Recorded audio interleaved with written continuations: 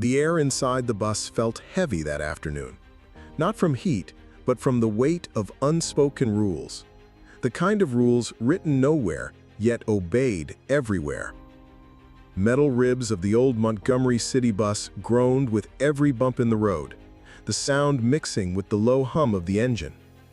Through grimy windows, a pale winter sun cut sharp rectangles of light across worn leather seats. At first, everything seemed ordinary. A few white passengers sat near the front, chatting softly, while the rear section, the colored section, was nearly full. In the middle row, where the two worlds met, a young black woman named Clara Jameson sat quietly, clutching her handbag. The day had been long. Her job at the sewing factory had left her shoulders aching, but her eyes held a quiet strength. The bus slowed, brakes squealing like a stubborn animal. More white passengers climbed aboard. One man, tall, red-faced, smelling faintly of tobacco, stood in the aisle, glaring at Clara as if her presence there was a personal insult.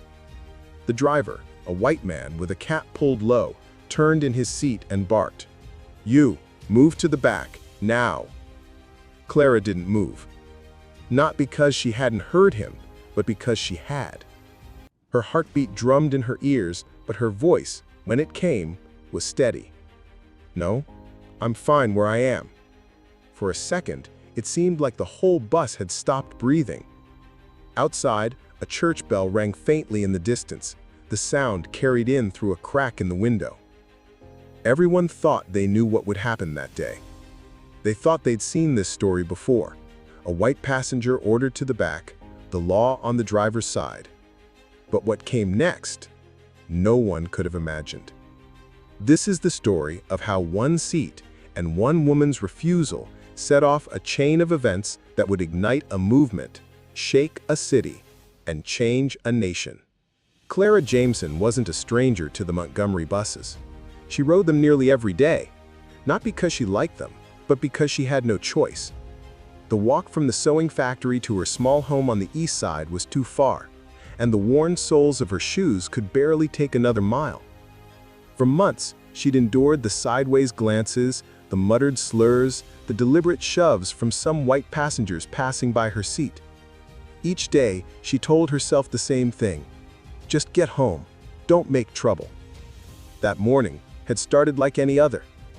The sun rose over clay-red Alabama soil, the air cool enough to make her pull her sweater tighter. She'd tied her hair back neatly and packed a small tin of cornbread for lunch. At the factory, the rhythmic clatter of sewing machines drowned out most conversation, but whispers still carried. Whispers about another arrest on the bus just last week. Clara had shaken her head, kept her eyes down, and kept stitching. It was 1955, a year heavy with unspoken pressure.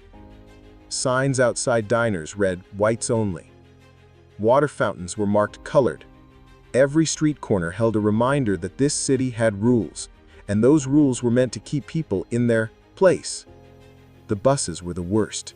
Little cages on wheels where the law's cruelty felt inches away. Everyone knew the code. The first rows were for white passengers. If the bus filled, black passengers had to stand, even if there were empty seats further back. When the red-faced man boarded that afternoon, Clara could see the story in his eyes before he opened his mouth. Entitlement, superiority, and the ugly certainty that the bus driver and the law would back him. The driver's voice came sharp, practiced from years of enforcing a broken system. "Miss, you know the rules. Move back." Clara didn't move. Not because she hadn't heard him, but because she had. Her heartbeat drummed in her ears, but her voice, when it came, was steady. "No, I'm fine where I am." For a second, it seemed like the whole bus had stopped breathing. Outside, a church bell rang faintly in the distance, the sound carried in through a crack in the window. What he didn't know was that inside Clara, a giant was waking up, fueled by years of unspoken anger. The silence broke like a plate dropped on concrete. The driver's voice, sharp and practiced from years of enforcing a broken system, cut through the tense air. "Then I'm calling the police." No one moved. Clara sat perfectly still, her hands folded on her lap as if she were in church. Through the windshield, sunlight glinted off the hood of the approaching police car, a slow, deliberate approach that felt more like a predator stalking prey. As the siren wailed faintly in the distance, Clara's mind wandered, not to fear, but to memory. She was 10 years old again, standing beside her mother in the kitchen. Her mother's hands were dusted with flour as she baked bread, speaking softly about dignity. "You may not own land, Clara, and you may not have money, but you have your name and you have your pride. Don't let anyone take them." That lesson had stayed with her like a hidden weapon. The two officers stepped onto the bus, their boots heavy against the floorboards. One was older, his hair graying at the temples. The other was young, with eyes that darted from face to face, avoiding Clara's eyes. The older one spoke. "Miss, stand up. Let's make this easy." Clara met his gaze, not with defiance, but with a steady calm that made him blink. From the back, an elderly black man shifted uncomfortably. "She ain't hurting nobody," he murmured. A white passenger shot him a look sharp enough to silence him. Outside, people began gathering, drawn by the sight of the police car. The city thrived on moments like this, moments to remind everyone of the boundaries. "Sir," Clara said evenly, "I paid the same fare as every passenger here. I'll sit where I please." It was a simple sentence, but it rang out like a bell in the still air. The younger officer glanced at his partner, as if silently asking for permission to hesitate. The older answered by reaching for her arm. The narrator's voice cut in, guiding the audience back in time. This moment didn't happen in isolation. It was built piece by piece in every insult Clara had ever endured. We see flashes. A store clerk refusing her service until every white customer was gone. A neighbor accidentally dropping trash over her fence. A church group that wouldn't let her join the choir because her voice was too loud. But there had been victories too. The day she helped her younger brother win a school award despite the teacher's bias. The time she stood between a white shop owner and a black teenager accused of theft and proved the boy innocent. Each moment had carved out a little more steel in her spine. The older officer tightened his grip. "Ma'am, you're under arrest for violating city ordinance." Gasps again. The younger officer stepped back, his jaw tightening as if he were swallowing words. Clara rose slowly, deliberately, never breaking eye contact. Every step down the bus aisle felt like walking into history. As the police led her out, the crowd outside pressed closer. Some shouted insults, others stood in silence, eyes wet with anger. Narrator: what happened next would not only change Clara's life, but the entire city's.